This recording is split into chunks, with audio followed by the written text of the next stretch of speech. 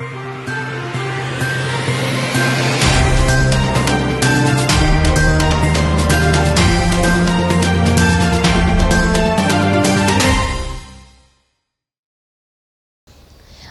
के चुंगल से आजादी के 7 दशक बाद भी आज हमारा देश ऐसे दौर से गुजर रहा है जहां इस डगमगाई व्यवस्था को बदलने के लिए काफी कुछ करने की जरूरत है।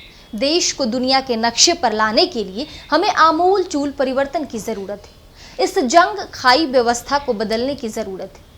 हमें हमेशा इस वहम में रखा जाता है कि हमारे देश का लोकतंत्र सबसे अच्छा है क्योंकि हम चुनाव को त्योहार की तरह मनाते हैं और इसके लिए नेता हमारी प्रशंसा भी करते हैं। लेकिन असलियत में आज के लीडर्स चाहते हैं कि आम जनता की भागीदारी लोकतंत्र में जितनी कम हो उतना अच्छा है। इस प्रकार का लोकतंत्र उन्हें बहुत रास आता है। लोकतंत्र की सबसे बड़ी विडंबना है कि जनता द्वारा चुनी गई सरकार जनता के प्रति जवाबदेह नहीं होना चाहती है। इसीलिए सही मायनों में आज हमें एक ऐसे शासन की जरूरत है जो पारदर्शी और जवाबदेह हो। ऐसे ही पारदर्शी और जवाबदेह शासन का विकल्प है शैडो कैबिनेट या छाया मंत्रिमंडल। नमस्कार, मैं हूं शारदा सिंह आपके साथ और आप देख रहे हैं टीबीजे मीडिया की खास पेशकश। दरअसल इस बार कांग्रेस के कुछ नेताओं ने देश में शैडो कैबिनेट बनाने की मांग की है। अगर ऐसा होता है तो राहुल गांधी इस कैबिनेट के शैडो प्रधानमंत्री कहलाएंगे। वैसे तो शैडो कैबिनेट का कॉन्सेप्ट ब्रिटेन का है, लेकिन भारत में इसकी मांग नई नहीं है। यहाँ भी कई बार विधानसभा चुनावों के बाद शैडो कैबिनेट बनाने की मांग की गई थी। ऐसे में शैडो कैबिनेट क्या है, शैडो कैबिनेट का कॉन्सेप्ट कहां से आया, ये आम कैबिनेट से कितना अलग होता है और इसका इतिहास क्या है, इन तमाम अहम सवालों के जवाब समझते हैं अपने आज के इस खास एपिसोड में। आपको बता दें कि शैडो कैबिनेट का कॉन्सेप्ट नया नहीं है, बल्कि ये ब्रिटेन से आई व्यवस्था है। दरअसल हमारी संसदीय प्रणाली भी ब्रिटेन की संसद के तर्ज पर ही काम करती है और ब्रिटिश संसद की आधिकारिक वेबसाइट पर शैडो कैबिनेट को परिभाषित भी किया गया है। इसके मुताबिक शैडो कैबिनेट चुने गए वरिष्ठ प्रवक्ताओं की एक टीम होती है। इसका चुनाव लीडर ऑफ अपोजिशन करते हैं। शैडो कैबिनेट के प्रत्येक सदस्य को कुछ विशेष पॉलिसी और उससे जुड़ी जिम्मेवारियां दी जाती हैं। उनका काम होता है मंत्रिमंडल में अपने समकक्ष से सवाल पूछना और उन्हें चुनौती देना। इस तरह आधिकारिक विपक्ष खुद को एक वैकल्पिक सरकार के रूप में पेश कर सकता है। असल में शैडो कैबिनेट एक समानांतर कैबिनेट ही होता है जिसके पास कोई वास्तविक शक्ति नहीं होती है। शैडो कैबिनेट का काम होता है सरकार के कामकाज पर नजर बनाए रखना और जहां भी कोई कमी या गड़बड़ी नजर आए उसे उजागर करना, उसके लिए आवाज उठाना। करीब करीब वही काम जो विपक्ष का होता है, लेकिन थोड़ा व्यवस्थित रूप में, यानी सबकी स्पष्ट जिम्मेदारी, सरकार के किस विभाग की निगरानी कौन करेगा, इसके लिए जिम्मेवारियों का स्पष्ट विवरण। इस व्यवस्था में कोई शैडो रक्षा मंत्री हो सकता है जो रक्षा मंत्रालय के कामकाज को देखे, कोई शैडो वित्त मंत्री हो सकता है जो वित्त मंत्री के कामकाज की निगरानी करे। चलिए अब दुनिया के किन किन देशों में शैडो कैबिनेट की व्यवस्था है, एक नजर उस पर भी डाल लेते हैं। दरअसल PRS इंडिया की एक रिपोर्ट की माने तो ब्रिटेन के अलावा कनाडा, न्यूजीलैंड और ऑस्ट्रेलिया में भी शैडो कैबिनेट सिस्टम है। कनाडा में कंजर्वेटिव पार्टी के सदस्य अभी के शैडो कैबिनेट में शामिल हैं और पियरे पॉलिवियर को शैडो PM चुना गया। ऑस्ट्रेलिया की शैडो कैबिनेट में विपक्ष की लिबरल पार्टी के सदस्य हैं। पीटर डटन को यहाँ लीडर ऑफ अपोजिशन चुना गया है। वहीं न्यूजीलैंड में लेबर पार्टी की ओर से शैडो कैबिनेट बनाया गया है। अब एक नजर भारत में शैडो कैबिनेट के इतिहास पर।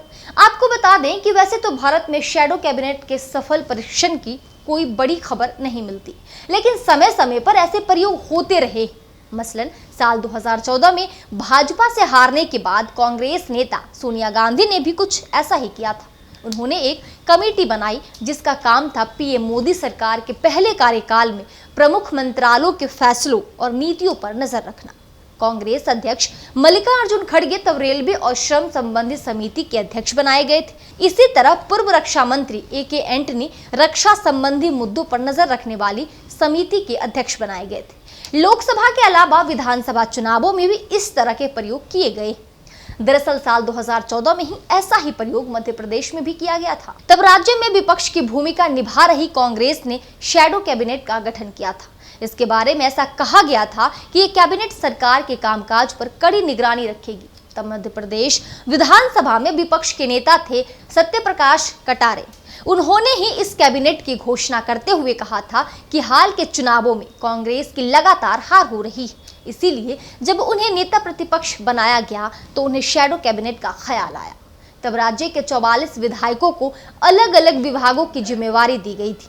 इसके अलावा साल 2018 में केरल में भी एक ऐसा मामला सामने आया था, जब अप्रैल के महीने में नागरिक समाज के सदस्यों ने मुख्यमंत्री पिनराई विजयन के नेतृत्व वाली लेफ्ट डेमोक्रेटिक फ्रंट यानी LDF सरकार की नीतियों का विश्लेषण करने के लिए एक छाया कैबिनेट का गठन किया था और इसके सदस्यों में सामाजिक कार्यकर्ता शामिल थे, जो विपक्षी कांग्रेस के नेतृत्व वाले यूनाइटेड डेमोक्रेटिक फ्रंट यानी UDF के सदस्य नहीं थे। इसके अलावा एक घटना महाराष्ट्र में भी सामने आई थी, जब साल 2020 में 9 मार्च को मनसे का 14वां स्थापना दिवस जोर शोर से मनाया गया। तब इसी समय राज ठाकरे ने अपने नेताओं की शैडो कैबिनेट का ऐलान किया, जो महाराष्ट्र सरकार पर निगरानी रखने के लिए बनाया गया था।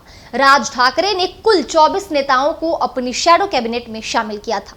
वही साल 2022 में तेलंगाना में भी कांग्रेस की ओर से शैडो कैबिनेट बनाने की चर्चा हुई थी। इतना ही नहीं, इस प्रयोग में कांग्रेस के अलावा भाजपा और आम आदमी पार्टी ने भी हाथ आजमाया है। इससे पहले भाजपा ने महाराष्ट्र, गोवा, पंजाब और दिल्ली में ऐसा प्रयास किया था, जहां वो विपक्ष की भूमिका में थी। वहीं दिल्ली में आम आदमी पार्टी की सरकार बनाने के बाद भाजपा नेता हर्षवर्धन ने भी शैडो कैबिनेट बनाने की घोषणा की थी, लेकिन उन्होंने ऐसा किया नहीं। तो ये था शैडो कैबिनेट का इतिहास। इस बार भी शैडो कैबिनेट की मांग की गई है और इस बार ये मांग इसीलिए भी उठी है क्योंकि इस बार विपक्ष एक ताकत बनकर उभरा है। इस बार नेता प्रतिपक्ष का पद भी उन्हें मिला, जो पिछले 2 कार्यकाल से खाली था। बीते 2 चुनावों में कांग्रेस के पास संसद का 10% सीट शेयर भी नहीं रहा था। ऐसे में कांग्रेस सदन में विपक्ष के नेता के तौर पर अपनी दावेदारी पेश नहीं कर पाई थी। 2014 में कांग्रेस के पास 44 सीटें थीं और 2019 में 52 सीटें थीं, लेकिन इस बार कांग्रेस के पास 100 से ज्यादा सीटें हैं और विपक्ष एक ताकत बनकर उभरा है। इतना ही नहीं, राहुल गांधी का भी इन दिनों एक नया रूप निकलकर भी सामने आया है। इसका अंदाजा आप उनके हाल के बयानों से भी लगा सकते हैं। बतौर नेता प्रतिपक्ष संसद में बोलते हुए उन्होंने ये साफ कर दिया था कि इस बार सरकार अपनी मनमानी नहीं कर सकेगी। उन्होंने ये साफ कर दिया कि विपक्ष आपको संसद चलाने में मदद करेगा। ये बहुत महत्वपूर्ण है कि सहयोग भरोसे के साथ होना चाहिए। विपक्ष की आवाज संसद में सुनाई दे, ये बहुत जरूरी है। हमें पूरी उम्मीद है कि विपक्ष की आवाज संसद में दबाई नहीं जाएगी। सवाल ये नहीं है कि संसद कितनी शांति से चल रही, सवाल ये है कि भारत के लोगों की आवाज उठाने के लिए कितनी अनुमति मिलती है। आप विपक्ष की आवाज दबाकर संसद शांति से चला सकते हैं, लेकिन ये आइडिया अलोकतांत्रिक है। राहुल गांधी के इस बयान से एक बात साफ है कि इस बार NDA सरकार की राहें आसान नहीं होने वाली। उन्हें भी विपक्ष के साथ तालमेल के साथ सरकार चलाने की जरूरत पड़ेगी। वही विपक्ष जिसे बीजेपी और PM मोदी पिछले 1 दशक से भूले बैठे थे। फिलहाल इस वीडियो में इतना ही। अगर आपको ये वीडियो पसंद आया हो तो इस पर कमेंट करना और चैनल को सब्सक्राइब करना ना भूलिए। तब तक मुझे दीजिए इजाजत और देखते रहिए TVJ मीडिया।